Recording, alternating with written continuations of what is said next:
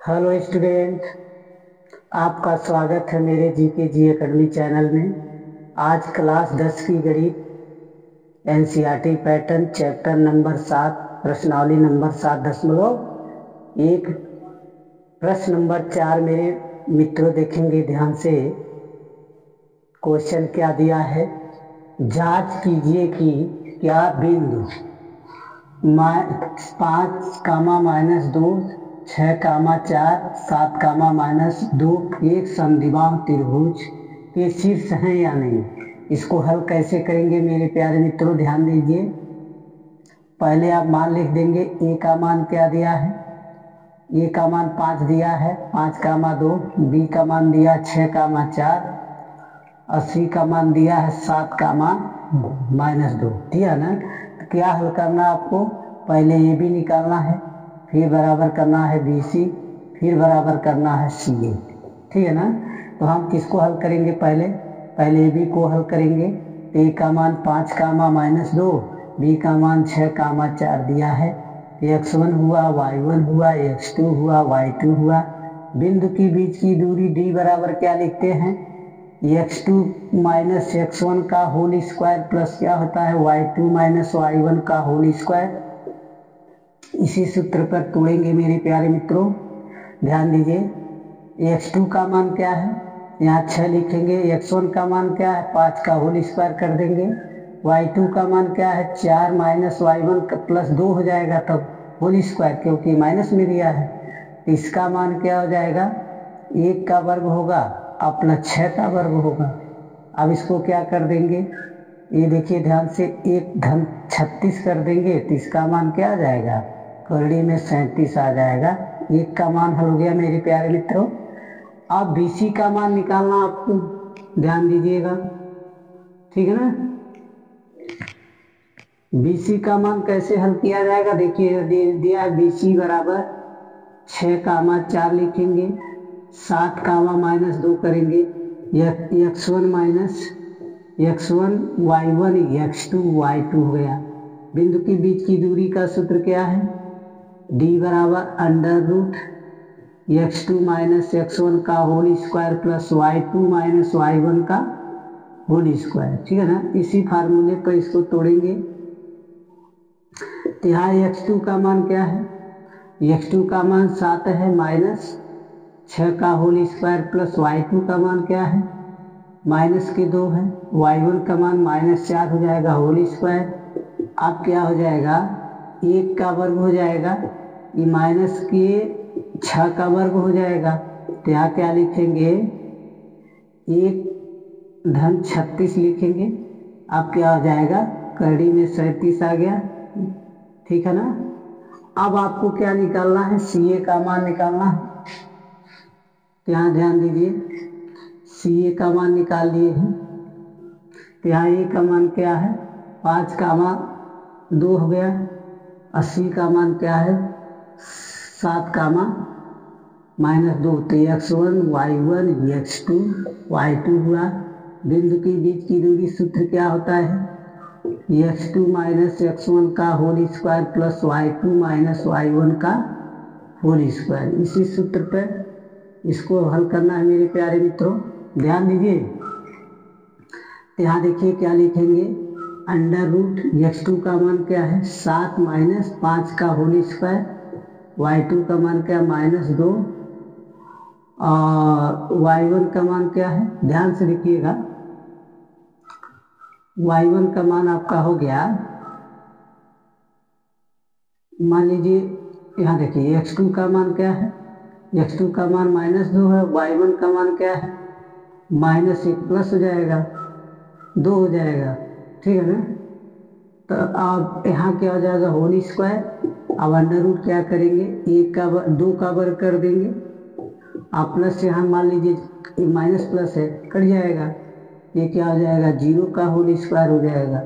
अब ये क्या हो जाएगा, 4-0, तो इसका मान क्या आ जाएगा, 4 आ जाएगा करड़ी में। तो देखिए कोई राइट आंसर है नहीं है। तो आप क्या लिखेंगे,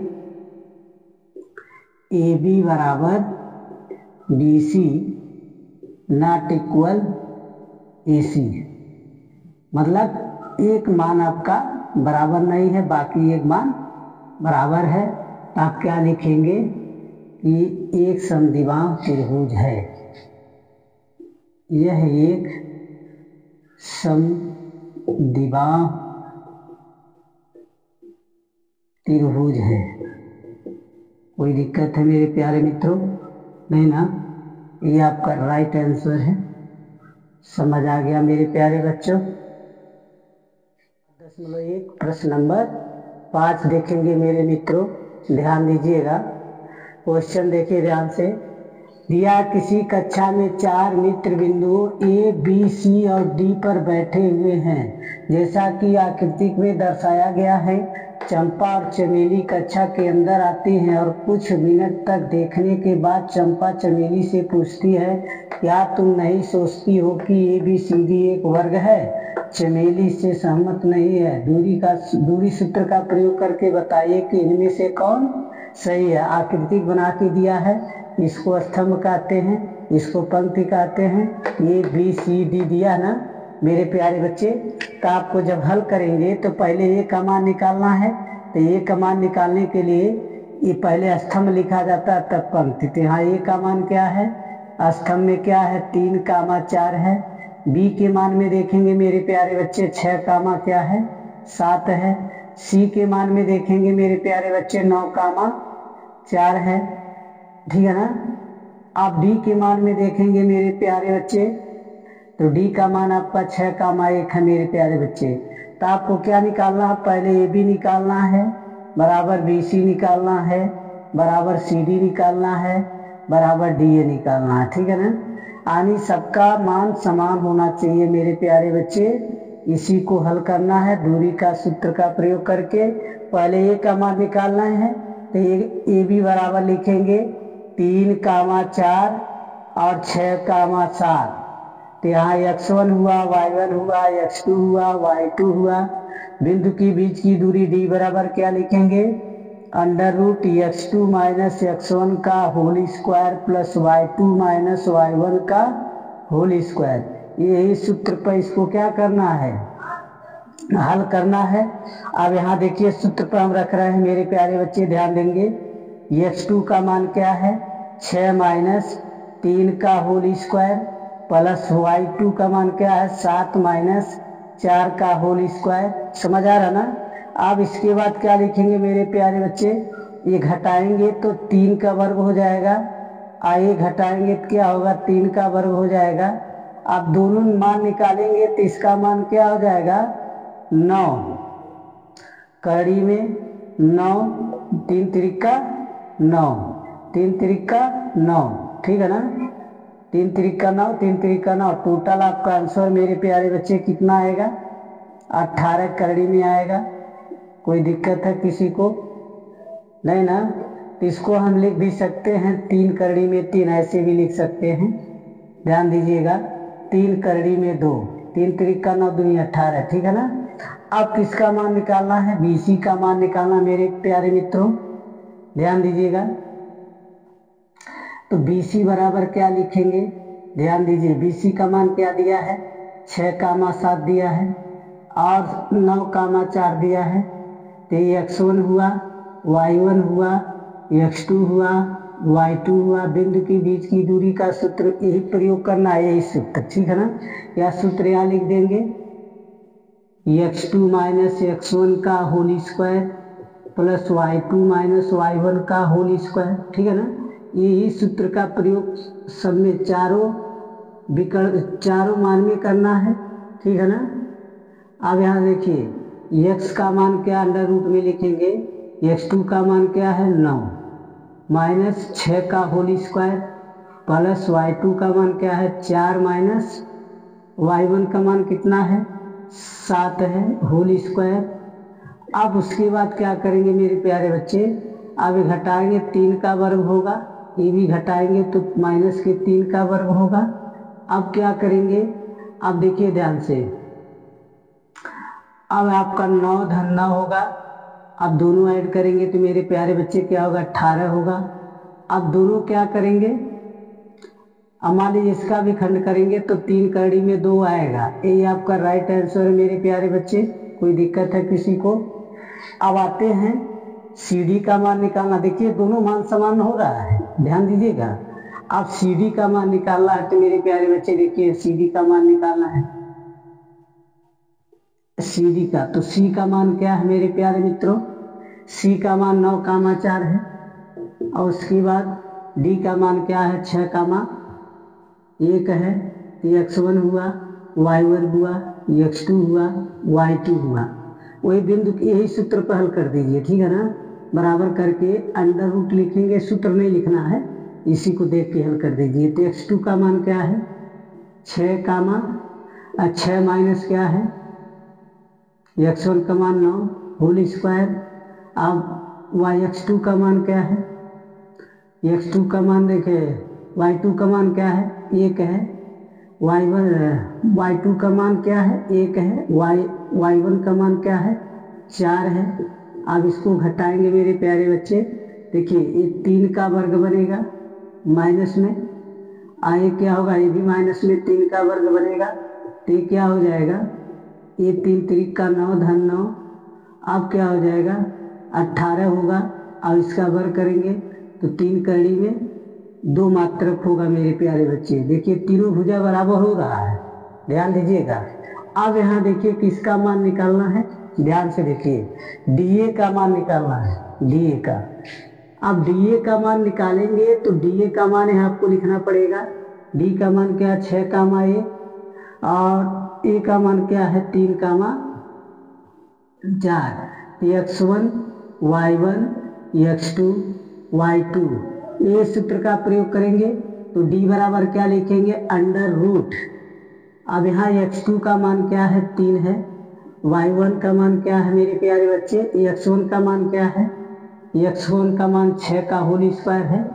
अब यहाँ देखेंगे y2 का मान क्या है? तो y2 का मान 4 है। y1 का मान क्या है? 1 है। 1 का वर्ग कर देंगे। अब यहाँ क्या हो जाएगा? 3 का वर्ग माइनस में, यहाँ प्लस में क्या? 3 का वर्ग हो जाएगा मेरे प्यारे बच्चे। ये क्या हो जाएगा? 9 धन 9। अब जोड़ेंगे तो क्या हो जाएगा? 18। इसका मान निकालेंगे 3 कड़ी में 3 2। देखिए चारों भुजा बराबर हुआ कि नहीं मेरे प्यारे बच्चे? मिला लीजिए। देखिए AB का मान, फिर देखिए CB का मान, BC का मान, CD का मान, DA का मान, सब समान हुआ। तो यहाँ लिखेंगे ABCD एक समान वर्ग, एक ABCD लिखेंगे ABCD एक समान वर्ग है, ठीक है ना। अब आपको निकालना है विकर्ण। तो मेरे प्यारे बच्चे विकर्ण क्या आपका है? विकर्ण AC है और BD है। तो यहाँ विकर्ण जब निकालेंगे तो विकर्ण के लिए ध्यान दीजिएगा। विकर्ण आपको कैसे निकालना है? तो यहाँ पहले जब विकर्ण निकालेंगे, देखिए विकर्ण नीचे निकाल दे रहे हैं। तो पहले विकर्ण में क्या दिया है? AC दिया है। तो AC का मान क्या है? ये भी देख लिया जाए।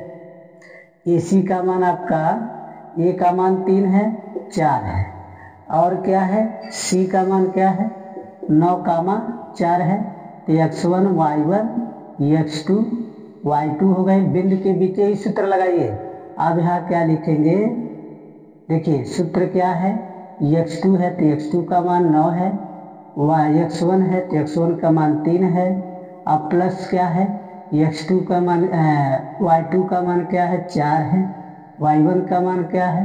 ध्यान से देखिए, y1 का मान लीजिए यहाँ देखिए x2 का मान 9 हो गए, x1 का मान 3 हो गया। अब फिर y2 का मान 4 हो गया, y1 का मान 4 हो गया, ठीक ना। अब ये क्या हो जाएगा? 3 का वर्ग हो जाएगा 6 का वर्ग, 6 का वर्ग हो जाएगा। आई प्लस क्या हो जाएगा? 0 का वर्ग हो जाएगा, ठीक है ना। तो इसका राइट आंसर क्या होगा मेरे प्यारे बच्चे? 36। तो इसका मान क्या हो जाएगा? 6। यानी ये विकर्ण का मान निकला है। किसका मान निकला है? विकर्ण। अब दूसरा विकर्ण क्या है? BD। तो यहाँ BD निकाल लीजिए। B D.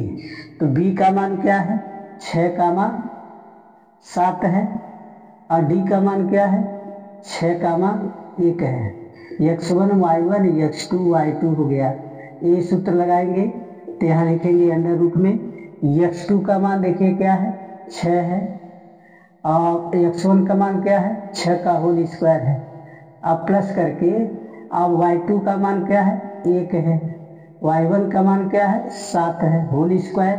अब यहाँ क्या हो जाएगा, 0 का वर्ग धन माइनस 6 का वर्ग करेंगे तो इसका भी मान क्या हो जाएगा, 36 बराबर क्या हो जाएगा, 6। देखिए दोनों सेम आंसर आया, विकर्ण का भी, दोनों विकर्ण का भी समझ आया ना।